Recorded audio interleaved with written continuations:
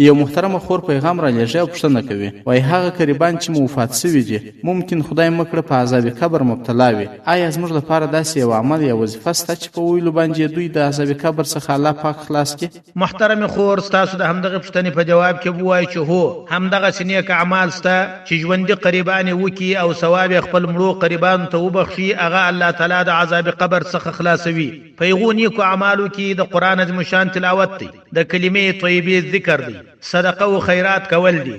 دا چې یو څوک وکي او ثواب خپلو مړو ته ور وبخشي، الله تعالی هغو ته د عذاب قبر څخه نجات ورکوي. والحجة على ما قلنا ما في البحر من صام او صلى او تصدق وجعل ثوابه لغيره من الاموات والاحياء جاز ويصل ثوابها اليهم عند اهل السنة والجماعة. انتهى البحر الرائق او الجلد 788 صفحه. همدارنګه دغه مسله په شرح الصدور 214 صفحه. همدارنګه دغه مسله یو کتاب دی فتاوا د ستاسو مسائل او د هغوی حل 2 جلد 440 صفحه. فتاوای دارالعلوم دیوبند 5 جلد 394 صفحه. والله اعلم بالصواب.